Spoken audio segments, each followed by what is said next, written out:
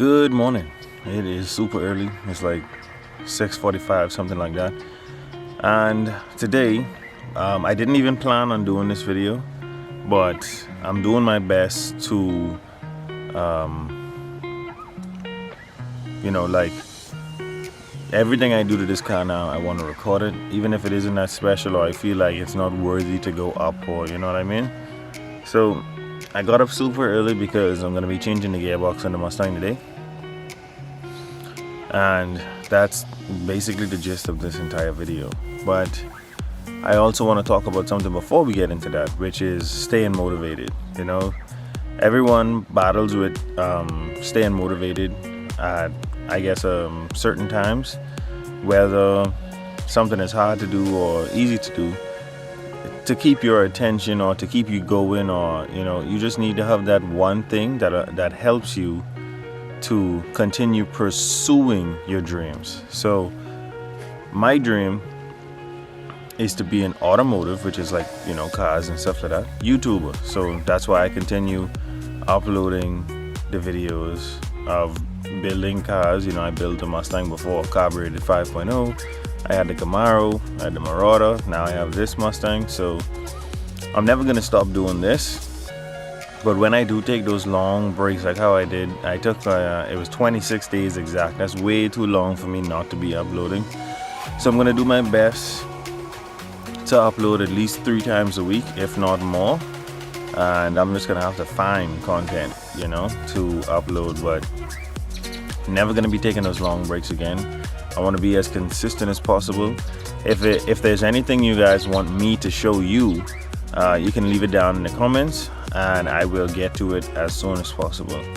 But other than that, if there's anything you do in life that that you want to do, and you're gonna pour your heart and soul into it, don't let anything discourage you off of the path that you've chosen for yourself. Follow it through. And no one ever said it was gonna be easy, but definitely, in my case, whenever you see me take those long breaks, it's either because whatever I'm dealing with is actually mechanically challenging for me, like wiring. That was a whole new thing to me. Didn't like it. That's why I love my carbureted motors. But this Mustang is still running poorly because of that wire harness. So I decided that I'm forced now not to drive the vehicle and just wait on my brand new harness that's coming in, and then we're gonna install that and go from there. But I'm not gonna let that discourage me. I'm not gonna let that stop me from working on the vehicle. So I'm out here today, and we're gonna swap this gearbox. Now the first thing, oh yeah, I completely skipped the intro. Let's get into today's video.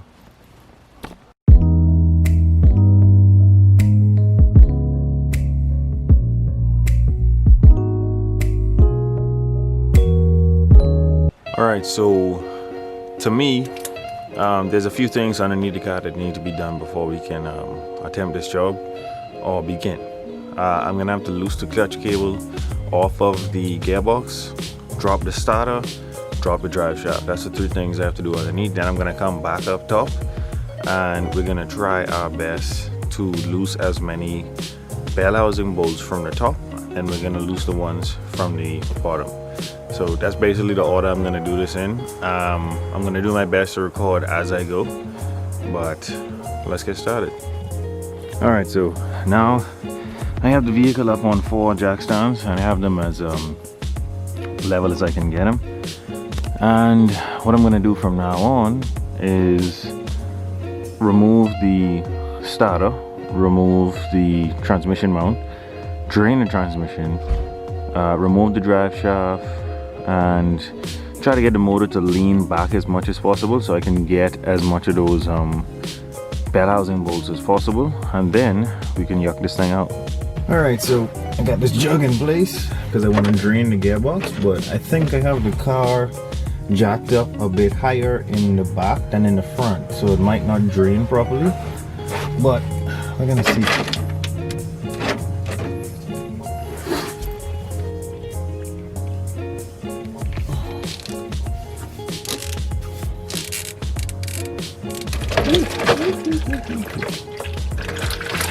Ain't that a big mess?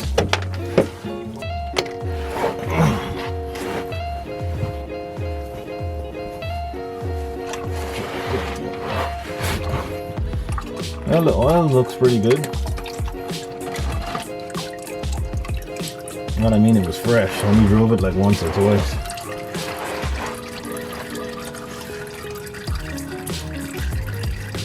Alrighty, time for the drive shaft bolts.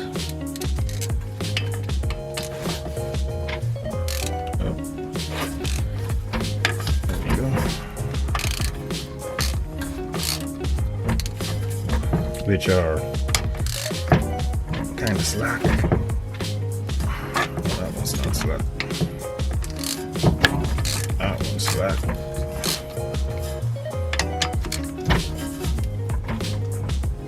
One or two of these are tight.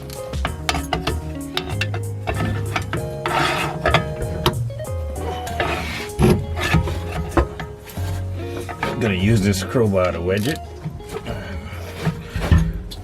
There we go. The socket I'm using is a 12-point half-inch, which is the correct size for, I think, any 96 to, no, I think it's 94 to 04 Mustang. Drive shaft bolts, nice.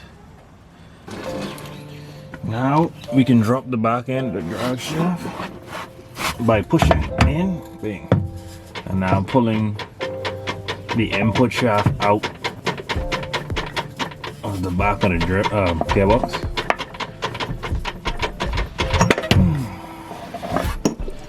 Woo! Okay, one step closer to being completed with this gearbox swap.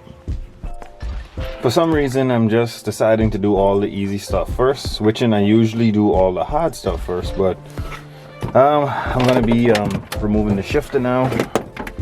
Just trying to get a good position in here. Oh, wrong size socket. Probably gonna be a 12 or something. Sorry for all the shaky camera work. Just working with one hand as I do this. Oh, yep, oh, shaky work. Oh my freaking god. Wrong socket again? What the hell? Off today. Well, if it ain't a 12, it's a 13.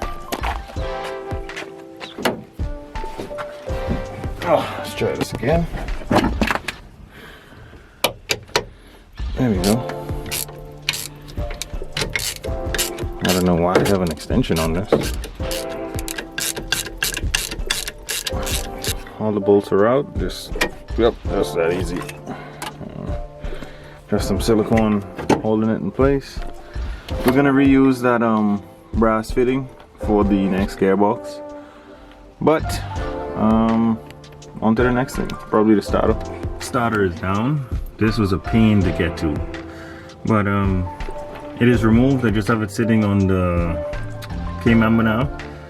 And now, I think the plan would be to put the jack underneath the gearbox, drop this trans mount, and see if I could get the motor and gearbox to lean downwards towards the floor, so that I can get those bolts, those hard to reach bell housing bolts. So let's get to doing that. Alright, as you guys can see, I have the jack right underneath the gearbox. I've already loosed the bolts for the trans mount, and now I'm gonna let the jack down so the motor can tilt backwards so that I can get to those bell housing bolts.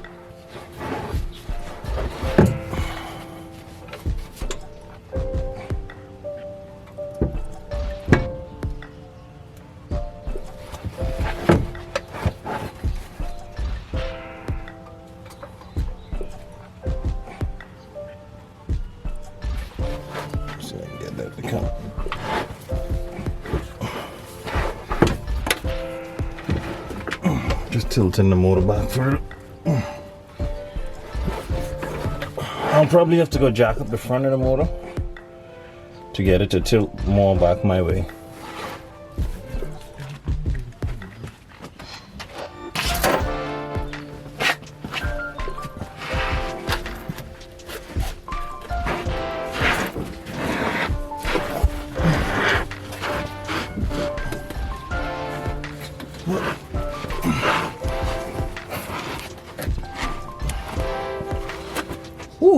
All right, so all the bell housing bolts are out. Now I just have to wiggle the gearbox and bring it down, and then I gotta fight with it to get it out from underneath here.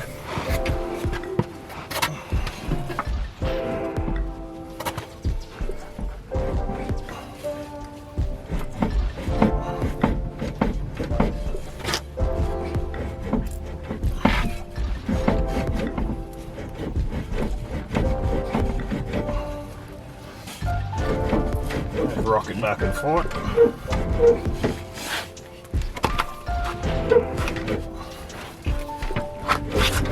There you go. And this is much heavier than I thought it was going to be. Oops, I think so.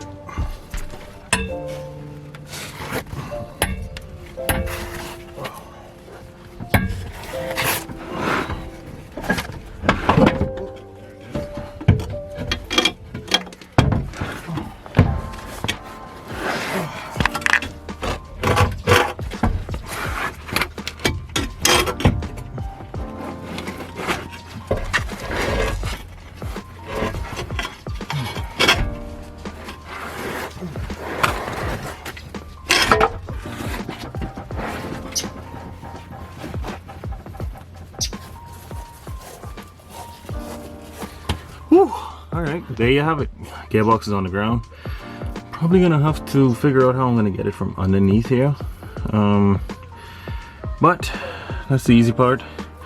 Hard part is done, gearbox is out, and I'll have to dress the other one, put the mount on it, and that's a new clutch fork and release bearing. I'm gonna take those off, put those in the other box, and whew, I'm breathing out. Then we should be good to install the other box. All right, so the two gearboxes are now side by side. This here is the one that came out of the Mustang. That's bad. I'm going to be taking the new release bearing, new clutch fork, and putting it into this box, and also the shift bushing. Just drop that right in there. Also the trans mount. So I'm gonna swap over all the necessary things, and then we're gonna put it back in the vehicle.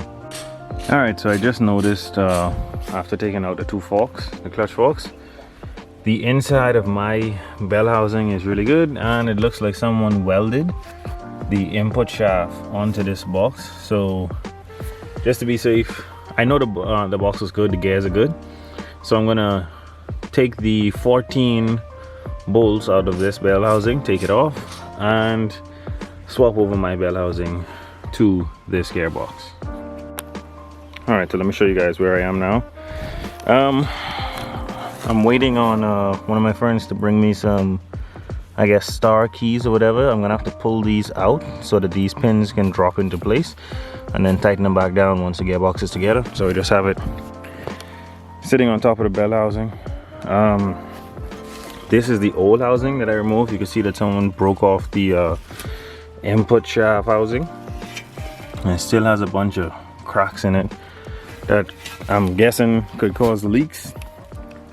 Also, it really looks horrible in the back of here, however they did the wells. So just opted out of using that. Don't want to use that. This is the old transmission. We already took the shift bushing out, and inside I have yet to see any metal, but it's just not shifting. It's not taking second gear, and it grinds really bad going into third and fourth. So I'm going to take the trans brace off of this one, put it on this one, and I just gotta wait for that star key to get here, and then we could get to putting it in the vehicle. Alrighty, so like I said, this is the old bell housing, and this is the old gear set. The synchros in this are toasted for second, third, and fourth. This is the, well, it's a used box, but I put the new release bearing that I had, new clutch fork in it. Bell housing from the old box is on this one now. Put some sealant around it. That's what squeezed out. I'm going to be putting my copper shift seal, or I can't remember exactly what you call that, the shift, whatever makes the shifts firmer. We have the trans brace off of the old gearbox, and also the drive shaft seal, because that was bad as well. It was completely torn up. But now I have all these spare parts, and where I live in the Bahamas, it doesn't really make much sense to rebuild that gearbox. Like, it's actually cheaper for me to buy one. So most likely these things are going to be just thrown away. But time for the gearbox to be installed. Alright, so it was just raining a while ago, that's why I didn't record.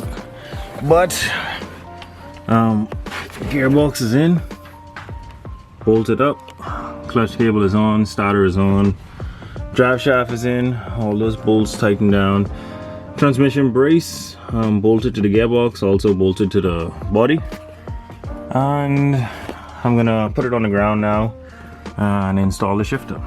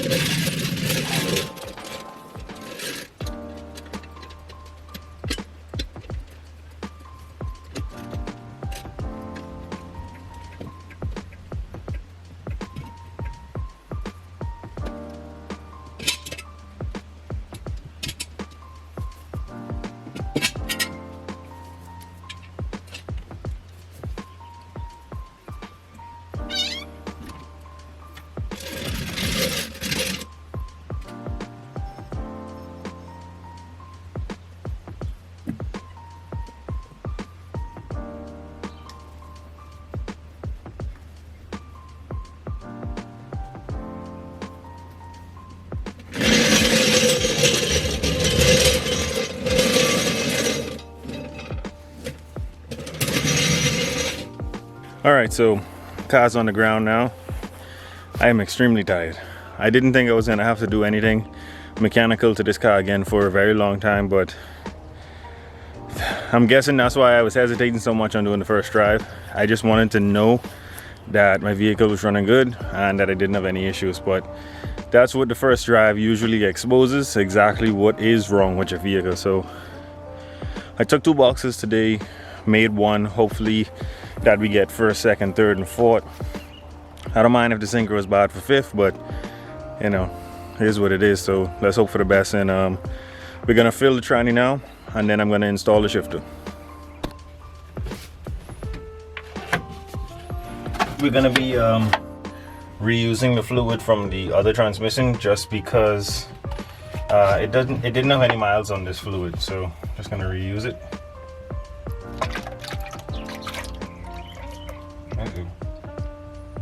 Stop spilling.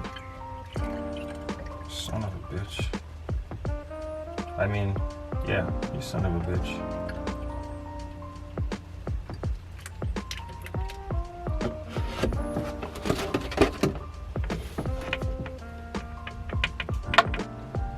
Or at least what I should do is I'm gonna just line the outer edge of where the shifter sits. It'll be the same thing.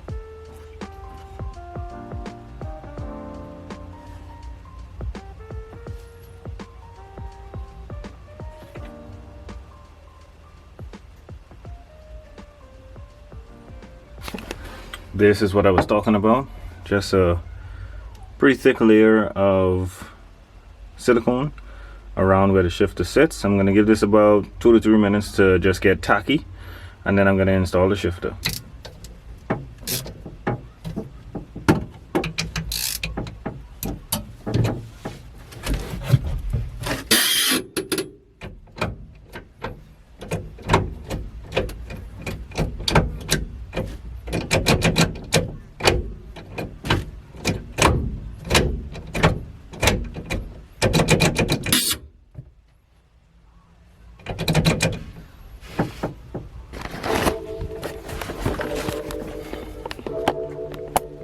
And now the shifter is installed. And we just got to adjust the clutch once I have it running. And that should be it. Alright, so I'm about to start it and then see how the clutch engages exactly. Let's get the fuel pump on.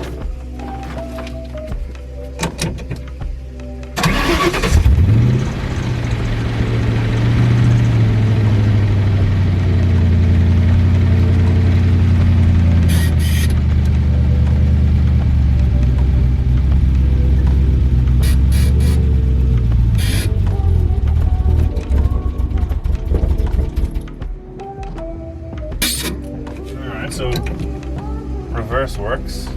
Key on.